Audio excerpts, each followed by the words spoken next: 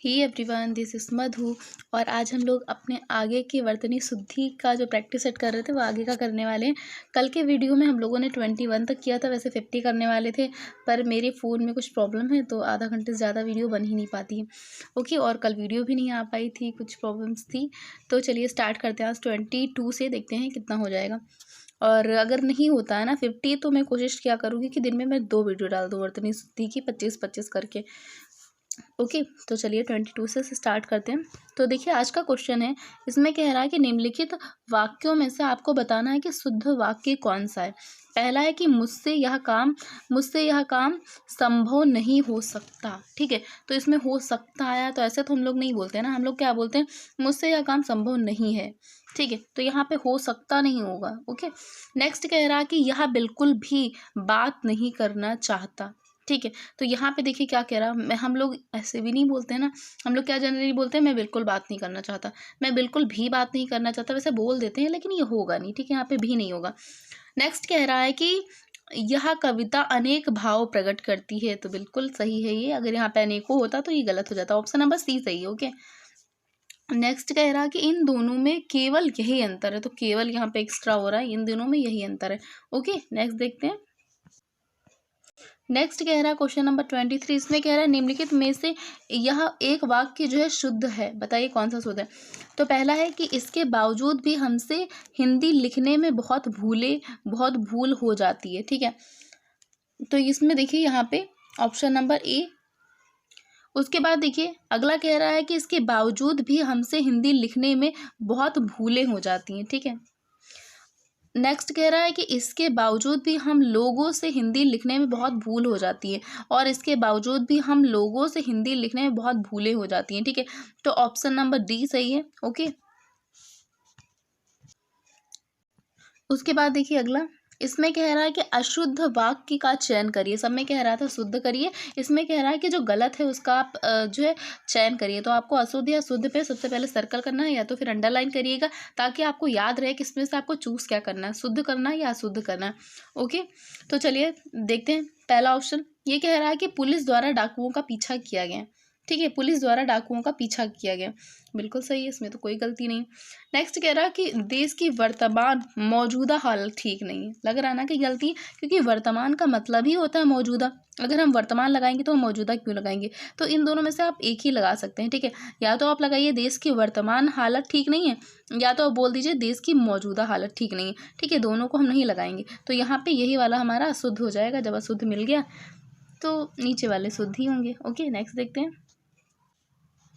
Next कह रहा है कि एक वाक्य शुद्ध है, इसमें बताइए कौन सा शुद्ध है। देखिए पहला कह रहा है कि भारतवर्ष के अतीत में कई निर्दयी शासक हुए हैं। ठीक है, तो देखिए निर्दयी नहीं होता, जैसे कि हमने आगे भी पढ़ा था एक ना कि क्या पढ़ा था, अपराधी टाइप से कुछ था। तो यहाँ पे देखिए निर्दयी नहीं होता, यहाँ पे निर्दय होगा। ठीक है, निर्दय शासक हुए हैं, जैसे निर्दयी लोग बोल देते हैं लेकिन निर्दयी होगा नहीं, क्या होगा, निर्दय शासक हुए हैं। ठीक है, तो ये वाला क्या हो जाएगा, हमारा गलत हो जाएगा। उसके बाद देखिए एकत्रित भीड़ जय जयकार कर रही थी, एकत्रित भीड़, तो यहाँ पे एकत्रित नहीं होगी, क्योंकि जो बहुत सारे लोग एकत्रित हो जाते हैं उन्हें ही तो हम भीड़ बोलते हैं ना, भीड़ का मतलब ही होता है एकत्रित लोग। ठीक है, तो ये वाला भी हमारा गलत हो जाएगा। नेक्स्ट है गांधी जी चरखा चलाते थे, बिल्कुल सही, इसमें तो कुछ भी गलत नहीं है। नेक्स्ट कह रहा है कि एक एक करके प्रत्येक छात्रा कक्षा से निकल गए। ठीक है, प्रत्येक छात्र कक्षा से निकल गए। अब देखिए अगर इस टाइप का कुछ होगा एक एक करके, तो वहाँ पे एक एक कर होगा, के नहीं होगा। ठीक, करके नहीं होगा, एक एक कर प्रत्येक छात्र कक्षा से निकल गए। आपको ये वाली पॉइंट जो है बहुत ध्यान से सुनना है। ठीक है, क्योंकि ये आता है ना, बहुत सारे क्वेश्चन हमने देखे इस टाइप के। तो एक एक करके नहीं होता, एक एक कर होता है। ठीक है, एक एक कर प्रत्येक छात्र। ओके, नेक्स्ट देखते हैं। नेक्स्ट कह रहा है कि इसमें से 26 में, इसमें कह रहा है कि एक शुद्ध बताइए कौन सा शुद्ध है। तो पहला देख लेते हैं, खेत जोतने के पारंपरिक उपादान हल के स्थान अब ट्रैक्टर ने ले लिया है। ठीक है, तो देखिए इसमें क्या गलत हो जाएगा, यहाँ पे जो उपादान लिखा हुआ है ना, यहाँ पे उपादान नहीं होगा, यहाँ पे साधन होगा। ठीक है, यहाँ पे क्या हो जाएगा, साधन हो जाएगा। पारंपरिक जो साधन है, मतलब साधन है ना, एक जो हल है साधन है, उससे हम खेत जोते थे पहले, अब ट्रैक्टर ने ले लिया। ठीक है, तो यहाँ पे उपादान के स्थान पे हम लोग क्या कर देंगे, साधन कर देंगे। ठीक है, नेक्स्ट कह रहा है कि निरपराधी के विरुद्ध, यही हमने अभी बताया था कि यही मुझे याद नहीं आ रहा था कि निरपराधी नहीं होता है, क्या होता है, निरपराध होता है। ठीक है, निरपराध के विरुद्ध दंडात्मक कार्रवाई का किया जाना दुर्भाग्यपूर्ण है। ठीक है, तो यहाँ पे निरपराध हो जाएगा। उसके बाद श्रीमती रेड्डी जिस स्तर की नृत्यांगना है, उनके पति उस स्तर के नृत्यायन हैं। ठीक है, तो देखिए जो नृत्यांगना होती है, ये जो उनका अपोजिट होता है वो नृत्यायन नहीं होता है, नृत्यांगन नहीं होता है। ठीक है, इसका क्या हो जाएगा, इसका हो जाएगा नर्तक। ठीक है, जो पुरुष होते हैं, जो डांसर्स होते हैं, उनका नर्तक होता है। ठीक है, और जो लेडीज़ होती हैं उनका नृत्यांगना होता है। ठीक है, नेक्स्ट कह रहा है कि शिक्षा प्रणाली जनोपयोगी होनी चाहिए। तो बिल्कुल ऊपर के तीनों जब गलत हो जाएंगे तो ऑप्शन नंबर डी हमारा सही हो जाएगा। उसके बाद देख लेते हैं नेक्स्ट कह रहा है कि एक वाक्य शुद्ध है, इसमें से बताइए कौन सा शुद्ध है। पहला वाला देखिए, स्वामी विवेकानंद का भाषण सुनकर उपहास उड़ाने वाले अमेरिकियों पर घड़ों पानी पड़ गया। ठीक है, सही लग रहा है। नेक्स्ट देख लेते हैं, फिर बताते हैं।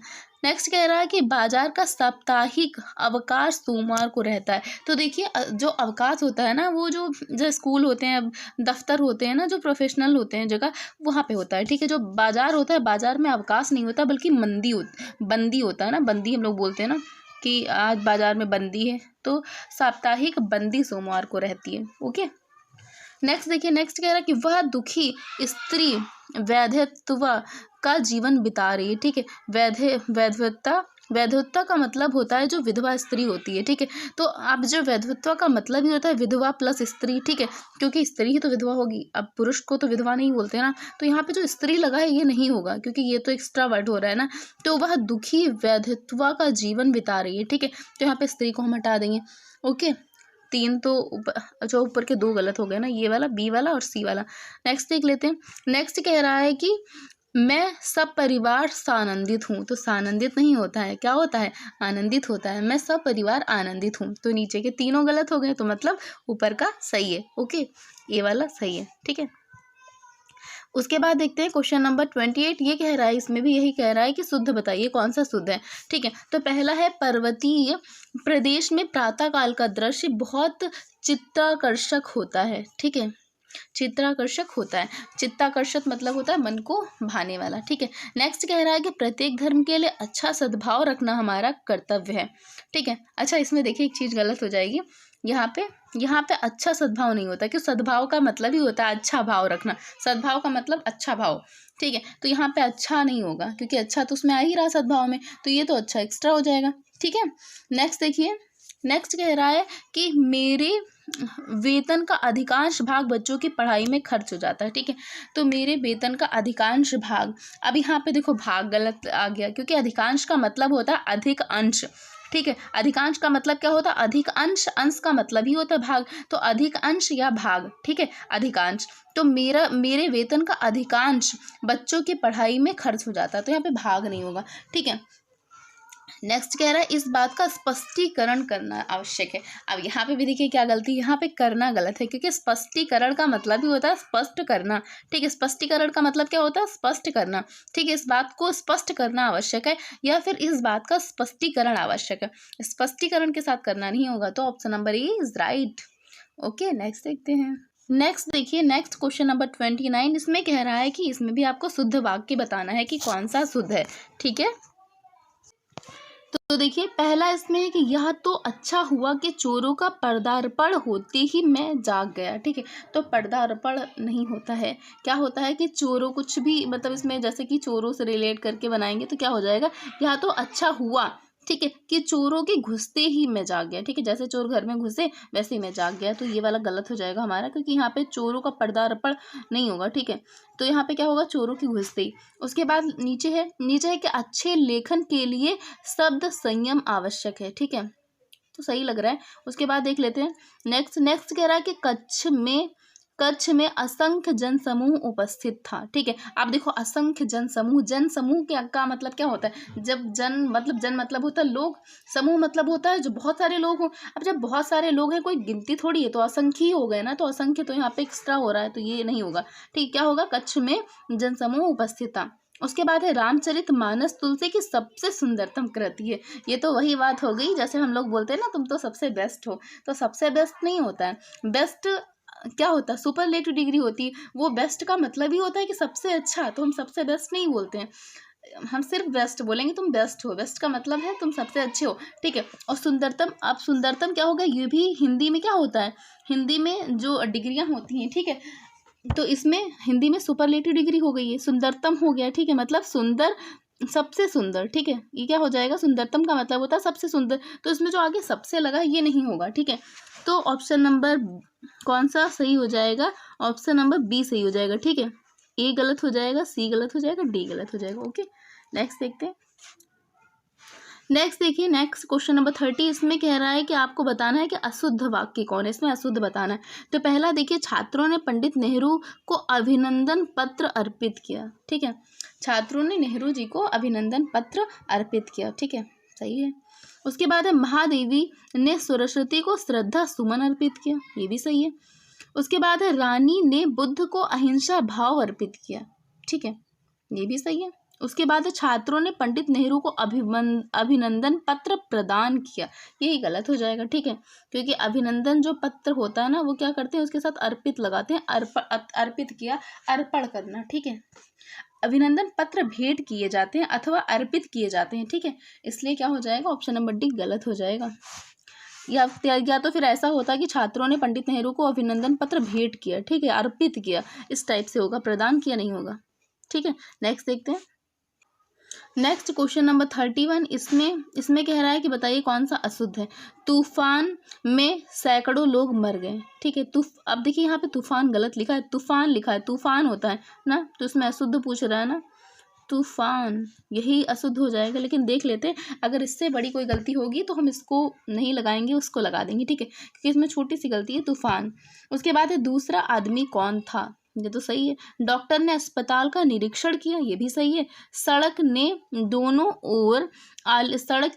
दोनों ओर आलीशान इमारतें हैं, ये भी सही है, ठीक है। लेकिन इसमें एक छोटी सी गलती है कि इमारतें जो होता है उसमें पॉइंट लगता है, यहाँ पे जो अंक की जो मात्रा होती है वो लगती है, ठीक है, तो यहाँ पे इमारतें हो जाएगा, ठीक है। तो इससे बड़ी गलती ये वाली, इसलिए ऑप्शन नंबर ए गलत हो जाएगा।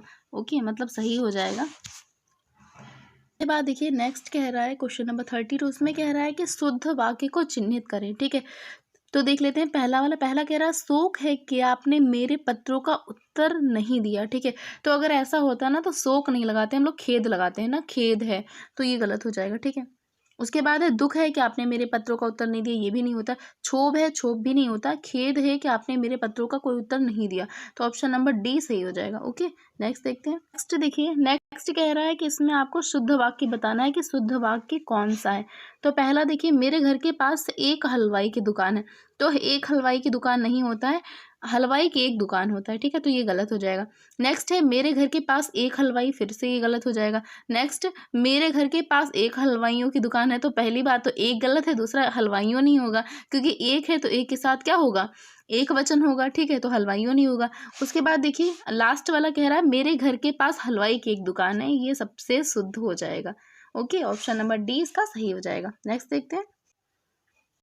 नेक्स्ट देखिए, नेक्स्ट कह रहा है कि वाक्यों को शुद्ध करना है आपको, बताना है आपको कौन सा वाक्य शुद्ध है। पहला है कि श्री कृष्ण के अनेकों नाम है, तो हमने बताया था ना कि अनेकों नहीं होता, अगर अनेकों है मतलब वो वाक्य तो गलत ही है, ठीक है।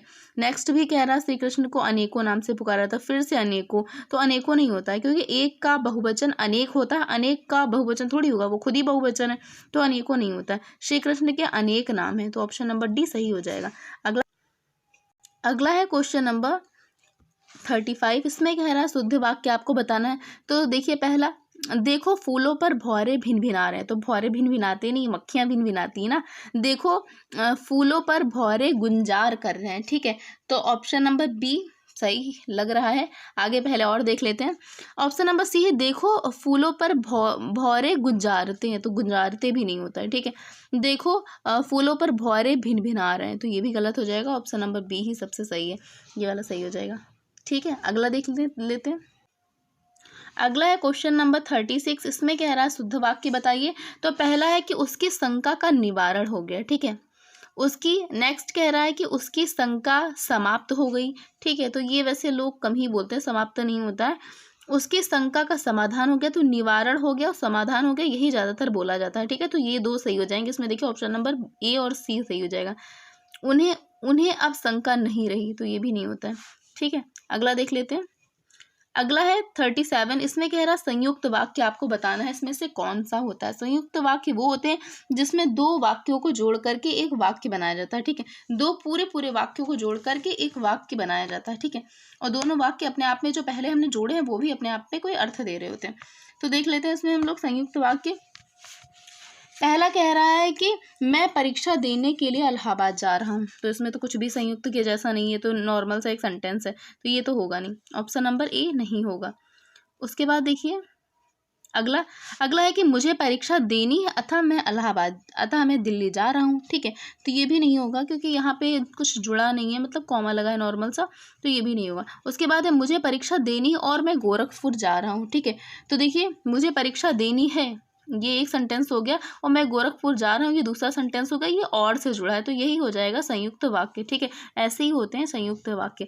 उसके बाद है मैं वाराणसी जा रहा हूँ क्योंकि मुझे परीक्षा देनी है। ठीक है, तो वैसे जो सी वाला है वो ज़्यादा सही है, इसलिए सी वाला हो जाएगा। ठीक है, नेक्स्ट देखते हैं। नेक्स्ट देखिए, नेक्स्ट कह रहा है कि इसमें से आपको अशुद्ध वाक्य बताना है, शुद्ध कौन सा है। तो पहला है कि काशी सदैव से भारतीय संस्कृति का केंद्र रहा है। ठीक है, तो इसमें देखिए क्या गलत हो जाएगा, इसमें केंद्र रहा नहीं हो जाएगा, केंद्र रही है ना, काशी सदैव से भारतीय संस्कृति का केंद्र रही है। ठीक है, तो ये गलत हो जाएगा। उसके बाद है अच्छा, इसमें गलत ही बताना ना, तो यही वाला गलत हो जाएगा। ठीक है, और सारे सही हो जाएंगे। उसके बाद देखिए अगला है क्वेश्चन नंबर 39। इसमें कह रहा है शुद्ध वाक्य आपको बताना है। तो देखिए वे सब प्रकार के दोषों से विहीन है, पहला। उसके बाद दूसरा है कि वे सब दोषों से हीन है। ठीक है, तो अब बताइए कौन सा गलत हो जाएगा, कौन सा इसमें से सही हो जाएगा। तो आगे देख लेते हैं। और आगे देखिए ऑप्शन नंबर सी कह रहा है कि वे सब प्रकार के दोषों से मुक्त हैं। ठीक है, तो ये वाला सबसे सही हो जाएगा। ठीक है, वे सभी ही दोषों से मुक्त हैं, तो वे सब प्रकार के दोषों से मुक्त हैं, ये ज़्यादा सही हो जाएगा। उसके बाद देख लेते हैं अगला। इसमें कह रहा है,